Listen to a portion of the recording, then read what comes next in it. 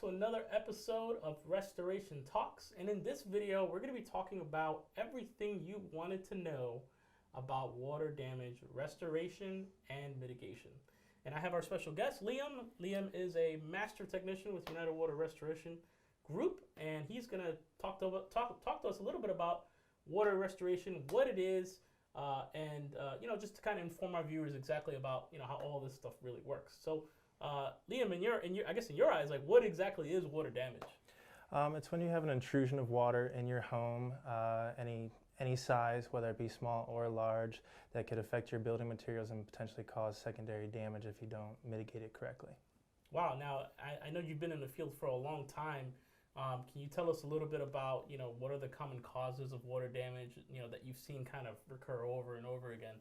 Well, it can be supply lines behind the wall or outside the wall for any type of sink, toilet, shower, what have you. Your washing machine can overflow, your toilets can overflow, or you could have potential roof damage and have outside water coming in. Or obviously the hurricanes or floods can occur as well. Yeah, no, especially for some of you guys who live in the Northeast, sometimes you get frozen pipes. Sometimes Absolutely. if you say you leave the home and you forget to leave the heating on, you come back to, potentially a flooded home. So that's obviously very, very dangerous. Now, typically when that actually happens, you're going to see signs, right? There's going to be warping. There's going to be things like, what are some other common signs of water damage around the, components of the home that you've seen? Well, you can have obvious water staining. If it's in your carpet and you don't notice it right away, you can get a musty odor, or if it's underneath cabinets where you can't see certain things. Obviously, warping in your building materials, caulking lines are starting to crack on your baseboards or your crown molding on the ceiling. There's a lot of different ways that it can go undetected for a little bit of time. Wow. Now, I think that's probably the scariest part about mitigation and the restoration process is the unknown, right? Because if Absolutely. you have water damage, there's some danger there, especially with mold. It's always, you have multiple different points of building materials, and it's not what you can see, it's what you can't see. We have insulation in attics, we have them in the walls, all that damage behind there that you can't see right away. That we would like to open that up and be able to make sure that the home is safe and you don't have anything festering behind your building materials.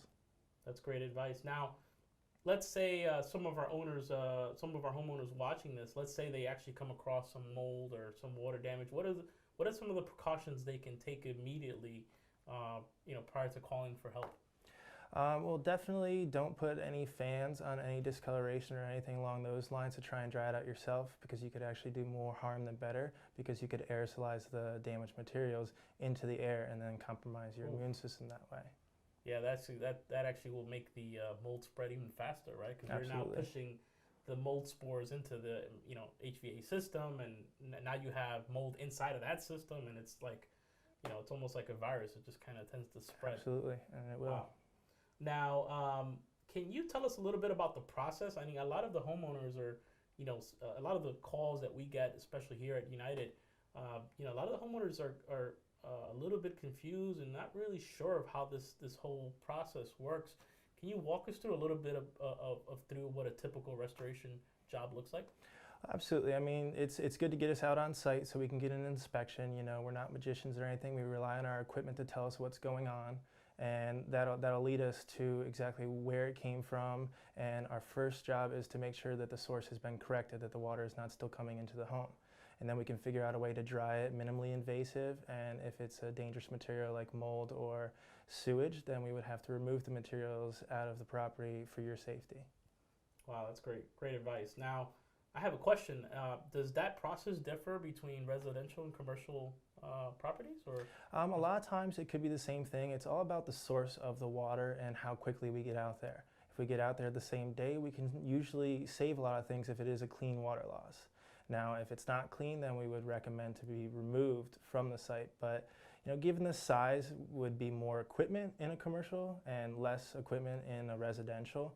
But it's the same process. We have to dry out the home. We have to get it to a standard level of dryness and a safety level. Wow. Well, listen, that's been amazing advice. I want to thank you so much for answering some of these questions. No problem. And if you guys have any kind of water loss, any kind of mold issues, anything to do with the components and damage to your home, definitely give us a call at United Water Restoration Group. We are a 24/7 restoration and mitigation company. And hopefully you'll get an expert technician like Liam here to your home.